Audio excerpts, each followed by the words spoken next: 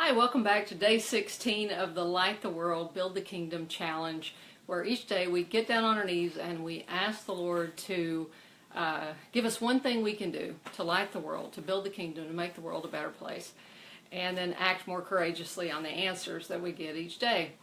So, and each day I get on here and I do a little video and I share some thought with you. So today I watched the movie The Shack. I watched it 2 times back to back. I'd never read the book and never seen the movie. And I know a lot there's some controversy over that movie and some people take it literally, you know, and I think it's more of a symbolic movie. I tend to look at it as symbolic and I don't worry about whether it's all perfectly doctrinally accurate or whatever, because anyway. So I'm just looking at it and it's just some beautiful, beautiful symbolism about divine love and about forgiveness and mercy. And as I was watching it, there's a part in the movie, well, it keeps coming up over and over again, where God keeps saying that he's especially fond of this person or that person. And the main character finally says, is there anybody you're not especially fond of? And God says, no, I haven't found one yet. I guess that's just me. And that verse in the New Testament about God is love. And the movie does an excellent job of helping us understand how much God loves each one of us, and that God isn't playing favorites or anything. And it helped me with something kind of personal, and I'll just share this kind of personal thing with you.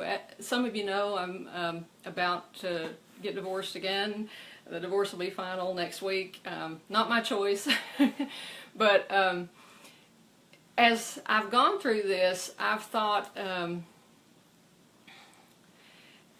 back on that marriage and how much I really enjoyed my husband. He's a little quirky. He has some areas that are flaws, some people would say, or whatever. And then he has some really strong things. He's really a dichotomy of characteristics, you know. And there were things that I didn't agree with, the way he saw life or anything. But the whole time I was just very delighted with him. And that he was interesting, that somebody could be such a dichotomy. And I looked at him and that I was just especially fond of him, you know, in all of his characteristics. And when I watched the movie, I thought, that must be how God sees all of us, because I saw him as a work in progress. I didn't worry that he wasn't perfect. I could see his potential, but in the moment, he was kind of fun the way he was, and even the things that weren't perfect or whatever.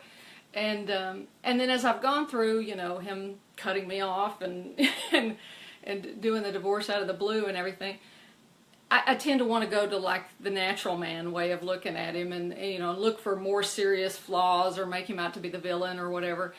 And this movie really helped me see I don't need to go there. I need to stay in that space of where God would be and just be delighted with where he is, you know.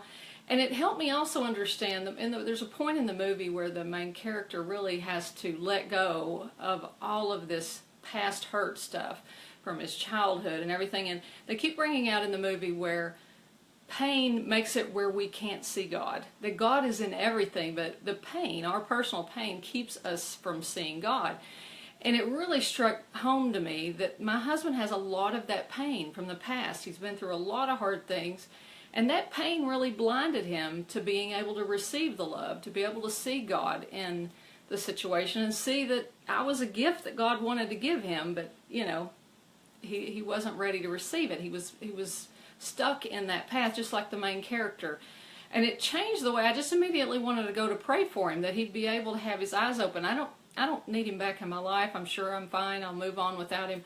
But I would love for him to be able to move forward and let go of the past so he could move forward and be free, just like the character in the movie goes through that process of being liberated as he forgives. So it just took me to this place of kind of back to the divine love. My whole journey with him actually started with a download of divine love and a promise that that's what I would get in that marriage or as a result of that marriage. And while I don't think it was coming from my husband at the point, it wasn't, the divine love didn't come from him, really. It wasn't that we were going to have it together, but it brought me to this place where I understand divine love. So, anyway, that's kind of my thoughts for today. And I really appreciate y'all hopping on. Looks like Ellen, Ellen says, I have not seen the movie yet, but you make me want to see it. You got to see it, Ellen. You'll love it. You'll love it. I mean, you just don't need to take it all literally or anything. I think it's very symbolic. There's some places in it that I just like, oh, I'd want to dig into that. There's all kinds of really cool symbolism and different. In fact, I went and bought it because I'm like, I haven't wanted to buy a movie in, I don't know, years. I can't think of the last movie that I wanted to buy, but this one I'm like, I got to buy this movie. I got to dig into it. And I really need to get the book probably and take the time to read it. But anyway, hi Ricky, hi Ashley. Good to see y'all. Join us in the 90-day challenge. You know, every good that we put into the world makes an impact. And that's what this whole 90-day challenge is all about, is just dripping that good into the world, those little things. And that's another theme in the movie, is that every little good thing that we can do, every kindness, every forgiveness impacts the whole universe, and nothing is ever the same because we're doing that. And that's what this Light the World movement is all about. Those little things that we do can light up the entire world and shift the planet. That's what the book I wrote back in 2012 was about. Light the World, how your brilliance can shift the planet. Your brilliance, you putting your brilliance and your unique gifts and talents out into the world to serve others, is going to shift the planet in a positive direction. And we're moving toward bringing Christ back into the world, and we have to invite him back. And I think that's how we invite him back, is by, you know, being his light into the world and being that love and extending forgiveness. And somebody reminded me of the Les Miserables, where you know, the priest, the guy steals from the priest, and then he comes back and the priest says, oh, you forgot the candlesticks, you know. So how can we say, oh, and you forgot the candlesticks? So anyway, hey Lisa, glad, yeah, you're the one who got me to watch the movie, so thank you for doing that. Y'all have a great evening. God bless, and go forward and light the world. Take care. Bye-bye.